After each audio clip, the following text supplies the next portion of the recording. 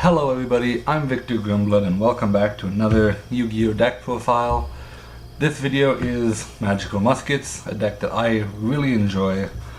I bought it as soon as it came out. I paid a lot more for it than it's worth right now for sure. It was probably a mistake to buy it right when it came out, but I've had a lot of fun with it, so I don't regret it. And so let's just get straight into it. For anyone who doesn't know what Magical Muskets do, all of the low level, well, I don't run the big monster, so every single Magical Musketeer monster in the deck has the effect of you can activate Magical Musket spells and traps directly from your hand, which is really what the deck focuses on, as well as they have an extra effect when a spell or trap is activated in the same column as the monster. So I'll be going over what those effects are, but not reading through the entire activate from hand and like saying all that every time. So first off, I have 2 copies of Magical Musketeer Casper. I only own 2. You definitely want to run 3 of him if you have 3. And what he does is when a spell trap is activated in the same column, you can search for any Magical Musket card, that being a monster or a spell or trap, which is really important for the deck. Next is 3 copies of Magical Musketeer Kid Brave, and when a spell trap is activated in the same column for him, you get to discard a Magical Musket card to draw 2 cards. So he's really good for cycling through your deck. 1 copy of Magical Musketeer Doc. He gets you a Magical Musket card back from your graveyard when a spell trap is activated in the same column. You only run 1 because you don't really want to see him early game.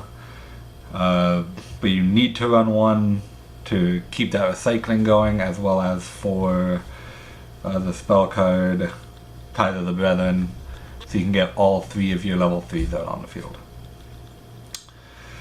Casper is the best card of the deck for sure, but definitely I'd say the second best card is Magical Musketeer Starfire, because when a spell trap is activated in the same column, she lets you summon a Magical Musket from your deck. So she pretty much gets you to Casper as quickly as possible. Next up is 1 copy of Wild. He shuffles 3 of your Magical Musket cards from graveyard back into the deck unless you draw a card. And 1 Magical Musket Calamity. She lets you special summon a Magical Musket from your grave. A lot of the time that really helps me go into a rank 4 Exceed.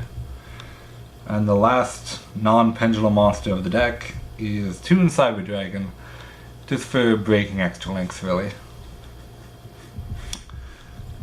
Next up, a little engine that I really enjoy running in this deck, I think it's amazing, is 3 copies of Mythical Beast Master Cerberus and 2 copies of Mythical Beast King, or Jackal King.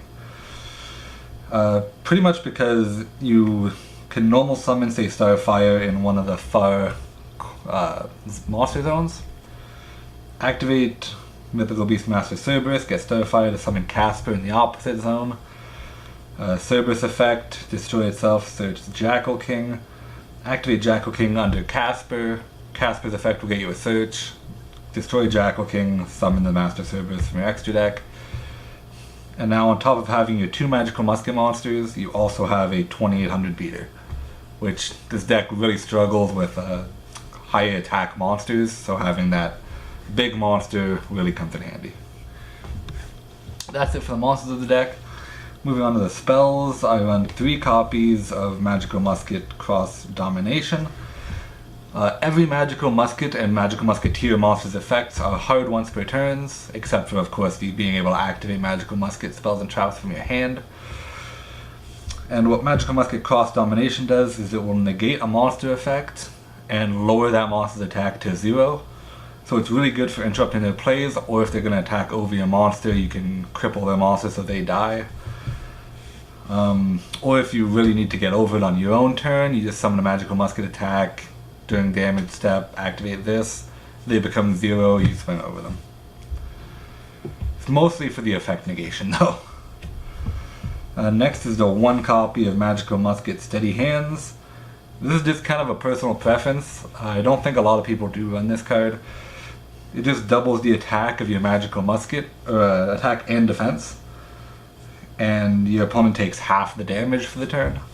but it's again just a way to get over a very big monster your opponent has, or if they're going to attack over Casper, you can make his defense 4,000 and just they're not attacking over that, I don't think. And it'll trigger their effects if you activate them behind the magical muskets. Next is 1 copy of Monster Reborn, just in case you need it, in case Casper dies or whatever, or if your opponent has something big, bring it back. And yeah. Next is the 3 copies of Ties of the Brethren, because it is insanely important to get Casper out on the field. And this card is just absolutely amazing. If you activate it behind Casper, then you'll summon the 2 monsters and then get a search off Casper. And then you can use that card you search to potentially trigger your other 2 Musketeers effects. Yeah, this is a really good card for the deck. Next is 2 copies of Double Summon. A lot of the time you might not have 2 magical muskets in hand to summon, but it will still trigger their effects if you activate it behind them, which is really good. Or if you activate it behind Casper, because say you need Dock or something, because your magical musket card he needs engrave, then you activate this behind Casper, search Dock, normal summon Dock, activate something behind him, and get the card back. Next is 2 copies of Pod Desires, because draw 2 is always great, and this will also, trigger the magical musket effects. 3 copies of Tune Table of Contents to power through your deck as much as possible, as well as constantly triggering your magical musketeer effects. So it's just really, really strong card for this, because you can essentially get a search for another Tune Table as well as a magical musketeer card, or a search for a Tune Table and get a magical musketeer back from grave, or get a summon, or there's just so many really strong possibilities with Tune Table of Contents. And then the 1 Upstart Goblin, because same kind of principle as Tune Table.